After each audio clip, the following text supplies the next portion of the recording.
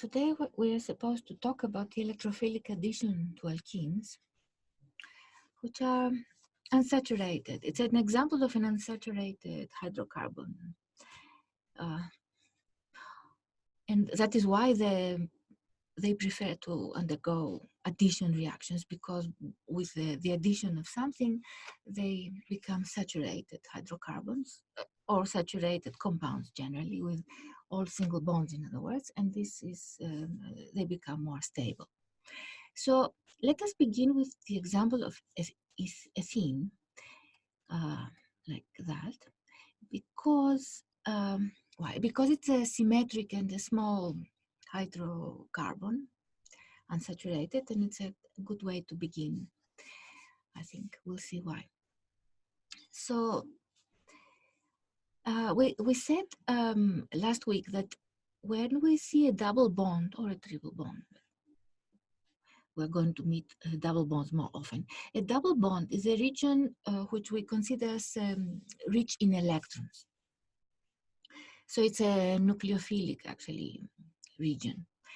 So now let us assume that this ethene reacts with some hydrogen halide, like hydrogen bromide we have chosen in this case, in this picture.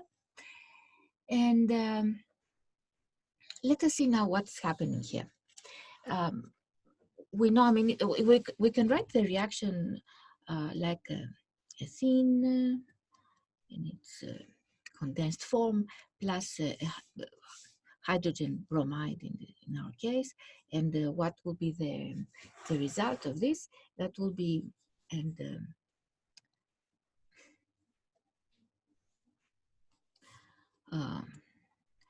this compound, which is a saturated compound, bromoethene.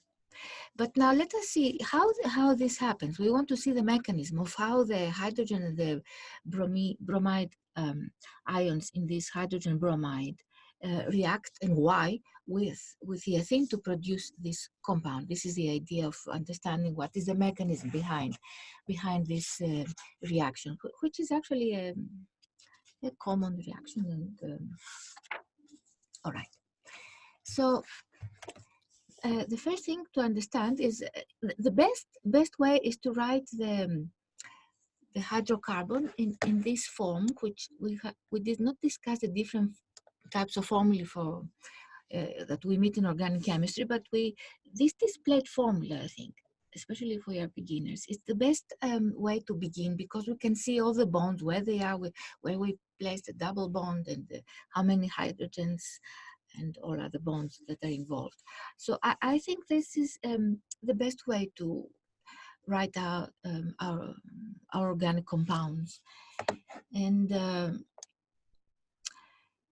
that is why here I begin with this picture where it shows this displayed formula. Sorry, forgot to. This is called the displayed formula. Displayed formula. This is the skeletal formula. I hope you are familiar with these types of formulae. Otherwise, it's not like a big deal, man. This is just a matter of practice to remember their names. Anyway, so this is the displayed formula, and this reacts with a hydrogen bromide. This ethene reacts with hydrogen bromide, and look, the hydrogen bromide is written in this form to see it's a single bond between the hydrogen and the bromide ion. And because bromine is a more electronegative atom, as you remember in the periodic table, it's next to the noble gases. So this will be, we assume that it takes a partial negative charge, and the hydrogen has a partial positive charge, and therefore the hydrogen is the electrophilic part of this molecule, and that is why this type of reaction, where a substance like hydrogen bromide reacts with an unsaturated hydrocarbon, because the hydrogen will react with the hydrocarbon first, we call it this electrophilic addition, simply because the hydrogen is the electrophilic part that reacts first. Now this reaction now begins. with when the ethene molecule donates a pair of electrons from the double bond here, from this carbon double bond, to this hydrogen atom here, which we said is the electrophilic part of the hydrogen bromide molecule. Remember, this has a partial positive charge, and this has a partial negative charge. So a pair of electrons here from the double bond is donated to the hydrogen, and at the same time, the bromine atom takes up a pair of electrons again, and the result is that this intermediate stage in where this hydrogen atom has been attached to the ethene, and this is the one here that reacted with hydrogen bromide, and therefore this hydrogen has been attached to this carbon, and you see there is no double bond anymore because the one pair of electrons was donated to the hydrogen and combines with this ethene. And what happens here, once the ethene picks up this hydrogen, remains with a positive charge. This carbon here remains with a positive charge. So all this item here is an intermediate product that has a positive charge here. And this product is called the carbocation, which is a positive kind of ion because it has a positive charge. And now this carbocation now reacts with the remaining atom from the hydrogen bromide that broke, and this the bromine atom took the whole pair of electrons here that was in this bond, and that is why it's single. It results in a negative ion. Obviously, it's a negative ion, and we need to show these two electrons here, this pair of electrons that were picked up during this phase, because if you're going to show this mechanism in an exam situation, you need to show this pair of electrons here next to the bromine atom that remained, which has become a bromide ion now. And now, because this is a negative ion, the bromide ion, because it's a negative ion now, reacts with this carbocation here, which is a positive ion. And the result is that this bromide ion links to this carbon. And the result is this product here, which is a neutral molecule now. And which is a bromoethene. This is called bromoethene. I don't know how, if you remember how to name organic compounds, how comfortable you are, but anyway, this is a bromoethene. If you need a lesson on that, you can send me a message and we can talk about the nomenclature of organic compounds. Anyway, so this is the neutral molecule that is formed here, the bromoethane. Oh goodness, big mistake. Sorry, let me remove that because it's a stupidity what I said here. Bromoethane, not ethene, ethane, because they are not double bonds anymore. Bromoethane. And so this is the neutral molecule that is the result of the addition of hydrogen bromide to an ethene molecule. So what happens here? Let's see that again. We need to understand this hydrogen bromide as consisting of two parts. One which has a partial negative charge, and another one that has a partial positive charge. Now the partial positive charge is supposed to be an electrophile, which will react with this negative charge of the double bond, represented by the double bond of the ethene molecule. So those two interact. How do they interact? By having this hydrogen atom, which is the electrophile, picking up a pair of electrons from the double bond. So it picks up a pair of electrons, and the result is this new intermediate product, which where we see this hydrogen here is part of the hydrogen bromide, and the other carbon on the other side of the bond remains with a positive charge. So now this positive charge, this region of electron poor charge, reacts with the remaining bromide ion. The two react and they attract one another, and the result is that this electron pair joins a carbon, and we have this. This is represented by this link here, by this bond between carbon and the bromide ion, and the result now is bromoethane, which is it's a saturated product now, saturated. And we see why is it saturated, because there are no more double bonds here. And this particular product that we got is a bromoethane. All right, so this was one example of when an ethene molecule reacts with a hydrogen bromide. Obviously here, because this type of hydrocarbon was symmetric, it doesn't matter whether the hydrogen joins to this carbon or to this carbon, in which case, if these two would be at the end, this could be exchanged. This could be the hydrogen and this could be bromine.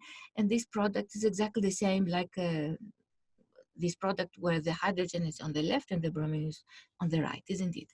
It makes no difference, absolutely no difference. But how about if we were dealing with a hydrocarbon which was not symmetric, like something like with propene instead of ethene, because propene now has 3 carbon atoms, isn't it? Let's see this case where we have now, say we have a propene, which means an extra carbon here. This would still be with its 2 hydrogens. This would be 1, 2, 3, one more hydrogen here, isn't it? One more hydrogen, let's put it there. And this would have 3 hydrogens. So you see now, this is not a symmetric alkene anymore. So let us see what could be the result if this was reacting again with hydrogen bromide. I mean, what would be the product? Would be the same product again? The situation is that actually we could have 2 types of product. One with a bromine attached to this carbon, and another one with a bromine attached to this carbon. And in this case, the result wouldn't be the same. There would be another isomer. We would have 2 possible isomers, but which one is the most common one? So let us, in this case, of course, the procedure would be exactly the same. We would consider the hydrogen bromide. We would write it in this configuration. The bromine would be the negative partial charge. The hydrogen would have the positive partial charge. Then the hydrogen would react with a pair of electrons from this double bond. And but now this is where we'll have the differences. Now it matters where the hydrogen goes. Does it go to this carbon which is at the edge, or does it go, in other words, does it go to this carbon which is at the edge at one end, or does it go to this carbon which is connected with another carbon over there? So let us write these 2 isomers, these 2 possible isomers that we could end up with. The one, and let's write it in this form again. Sorry, not double bond now. We would have Now the 3 carbons, there's nothing different here. This stays with its hydrogens. This would, we could have now the hydrogen from the hydrogen bromide going to the carbon at the end, in which case we would have 3 hydrogens here.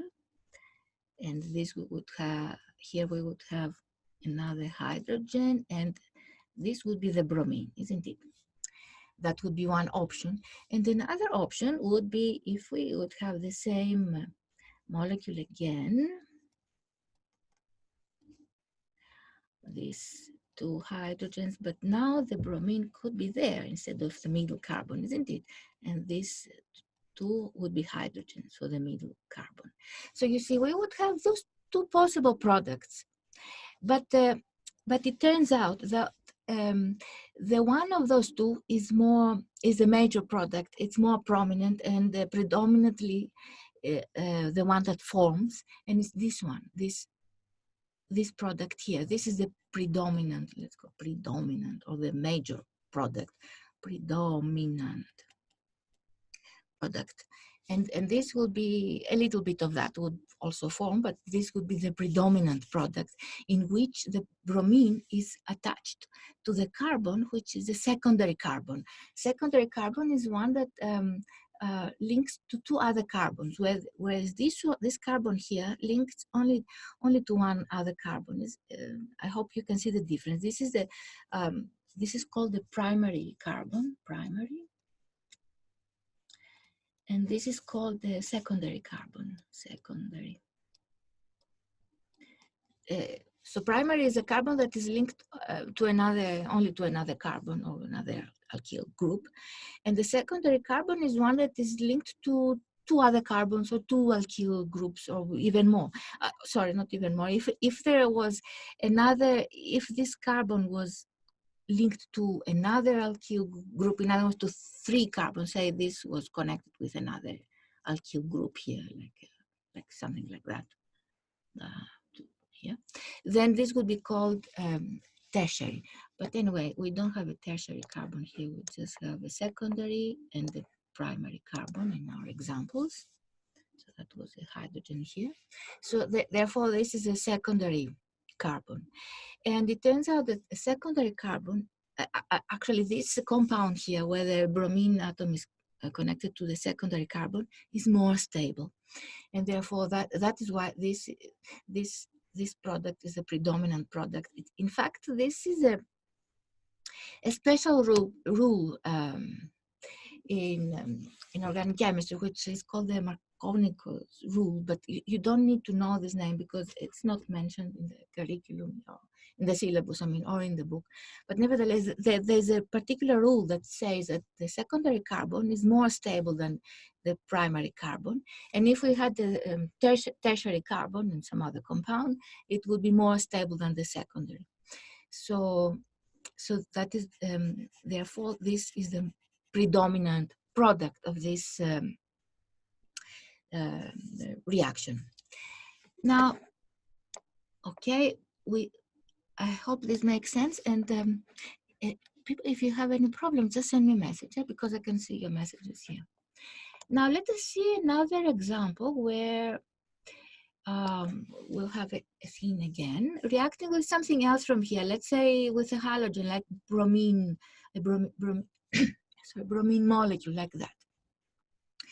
What would be different? Because now in the bromine molecule, we don't have a partial positive and a partial negative charge, isn't it? How would this react? Because this reaction is also possible, of course. Now I need space here. Okay, I'll write here. All right, what do we have? We have the ethene again. So let's write here.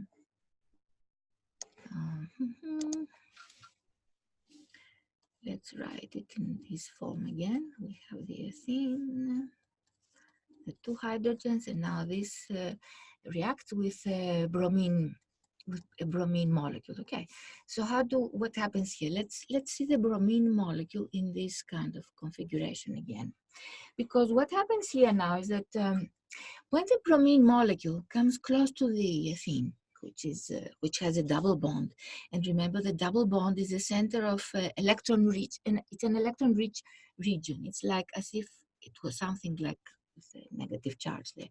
So what happens is this double bond, this region of electron rich region, causes the bromine molecule to polarize, which means the electron cloud of the molecule kind of is repelled away from the double bond. And it's and the result is like that this this atom, which is closer to the double bond, appears to have a partial positive charge, and this a partial negative charge, simply because the electron cloud has been shifted a bit away from the double bond. And this is how we get the positive and negative centers here in this bromine molecule. And now that we have a little bit of a partial positive charge here, this will interact with a double bond, as we saw before. So what happens that a pair of electrons will be attracted to this bromine atom, and at the same time, a pair of electrons will move to this bromine atom here, this heterolytic fission, as we call it, like before, in other words. And the result will be here that we'll have now, let's remove this bromine from there so that I can write here the intermediate product. We'll get the intermediate product, which is a carbocation, like before, exactly the same thing as before. That will be the bromine, this bromine atom that has interacted with a double bond there and picked up the pair of electrons and the other two hydrogens that stay there. And here we'll have a single bond left with the other carbon, atom that will remain now positive. Now it's a carbocation. This one, this is a carbocation. Carbocation is in organic chemistry a positive ion. All right.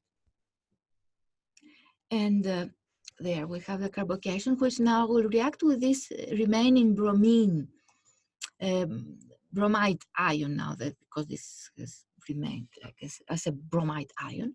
So these two will react now, and the